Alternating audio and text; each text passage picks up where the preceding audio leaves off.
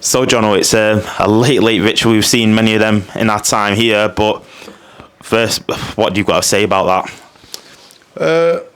First and foremost, I think the performance was outstanding. Again, I think it's dead easy to become frustrated when you lose your first two games of the season, but the performances, from individuals as a team, in terms of numbers, what we've been trying to do, we've been fine.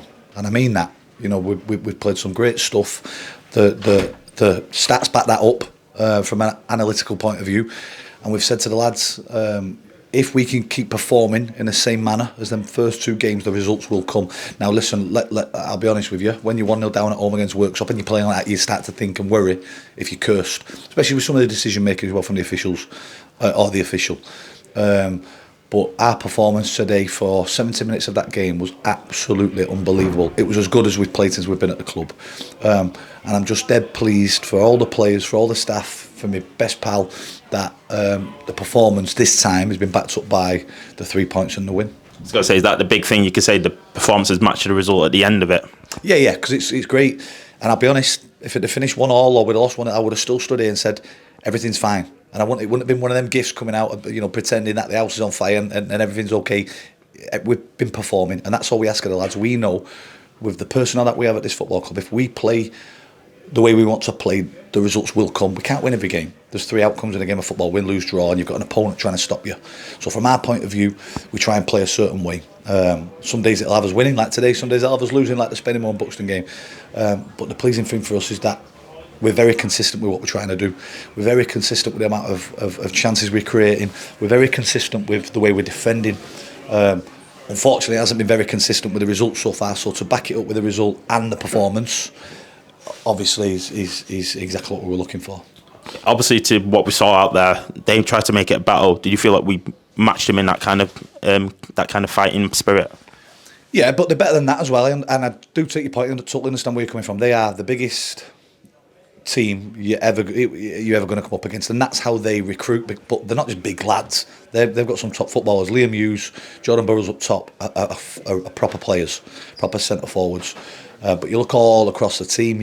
Joe Leasley, who takes the set pieces, plays off both feet in the middle of the park. These are top footballers that they've got at this football club that played at a good level. So they play their way, which you've got to match.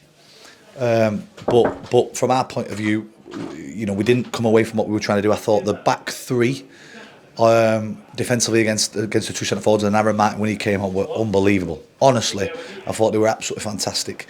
Won the individual battles, and thankfully we got the win from the end of it, and Ollie getting the goal after he conceded the penalty.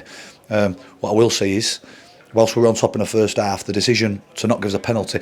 What frustrates me, Anton, is that on Saturday they get a penalty outside the box. We've all seen the footage that the referee got completely wrong. We take it, we move on.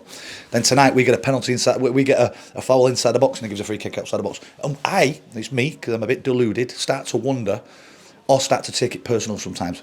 It's not a dig at any officials, but you look at the two decisions and you wonder why. So I'm so glad that we didn't rely upon a referee's decision to win us the game. But I just think, I used the word before about consistency. You need to see that from them decision makers as well on the pitch. Also, is it good to see the grit and determination from the lads? They didn't feel kind of defeated when they went that 1 goal down.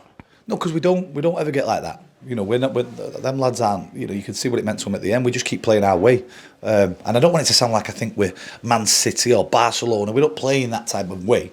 But we know what the end goal is. And at 1-0 down, it's dead easy to crumble, and you come 2-0 down like you did at Spennymoor, then 3, and then the game's gone. What we did was stay in the game. Anytime they built a little bit of pressure, we stayed in the game. They had some good chances first half. Matthias Hewell has pulled off 2 or 3 very good saves, and he's had some criticism over the last 12 months. We've stood by him through his performances in pre-season. We've brought someone to challenge him in Mark, and you can see the benefit of that at this moment in time. So we've got 2 really good keepers battling it out. But he made some good saves in the first half, so we had to hang on in there. That's not to say we didn't have our own chances and our own opportunities in the first half. We did. We played some good stuff. But they're resilient, they're tough. We know that if we go behind, we've been behind in every game, that we can get back into games. It's that belief.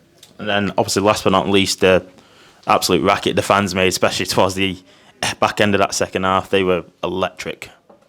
Well, yeah, because we give them something to cheer, didn't we? They could feel that pressure building.